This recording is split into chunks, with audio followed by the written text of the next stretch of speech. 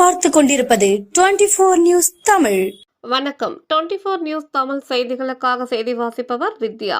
திண்டுக்கல் மாவட்டம் பழனி சுற்றுவட்டார பகுதிகளில் மணல் கொள்ளை கண்டு கொள்ளாத வருவாய்த்துறை அதிகாரிகள். பழனி நெய்க்காரப்பட்டி, பாப்பம்பட்டி, பொந்துகுழி, ஆண்டிப்பட்டி, காவலப்பட்டி, கரடிக்கூட்டம், தாதநாயக்கன்பட்டி, பெருமாள்புதூர், ஐயன்குளம், அக்கம்மா நாயக்கன்புதூர் ஆகிய இடங்களில் 1000க்கும் மேற்பட்ட ஏக்கரில் உள்ள மணல்களை மயிலாடுதுறை ராஜப்பாவின் நேரடி பார்வையில் கனிம வளங்கள் கொள்ளையடிக்கப்பட்டு வருகிறது. இதனை தடுக்க வேண்டிய கனிம வளத்துறை, வருவாய்த்துறை, காவல்துறை வேடிக்கை பார்த்து கொண்டிருக்கிறது. இவர்களின் ஆசையுடன் மணல் கடத்தல் ஜோராக தங்கு தடையின்றி நடைபெற்று வருகிறது. இதற்கு திண்டுக்கல் மாவட்ட கனிமவள உதவி இயக்குநர் செல்வசேகரன் மற்றும் பழனி கோட்டாட்சியர் கண்ணன், வட்டாட்சியர் பிரசன்னா, விஏஓ கருணாநிதி மற்றும் சம்பந்தப்பட்ட காவல்துறை உதவியுடன் இந்த கொள்ளை நடைபெற்று வருகிறது.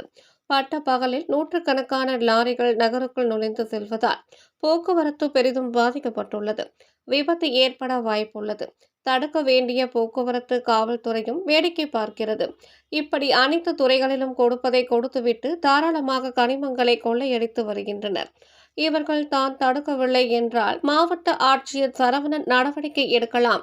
அவரும் மௌனம் சாதிக்கிறார்.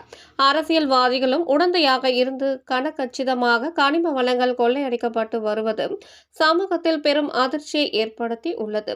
நாம் எத்தனை முறை செய்திகள் மூலம் தெரிவித்தாலும் அது செவிடன் காதல் ஊதிய சங்காகத்தான் இருக்கின்றது. முன்பெல்லாம் குறை என்று சுட்டி காண்பித்தால் அதிகாரிகள் உடனடியாக நடவடிக்கை எடுப்பார்கள். இப்ப எந்த பிரயோஜனமும் இல்லை என விவசாயிகள் தெரிவித்தனர். 24 நியூஸ் தமிழ் செய்திகளுக்காக திண்டுக்கல் மாவட்ட செய்தியாளர் கே. ஆசிக் அலி.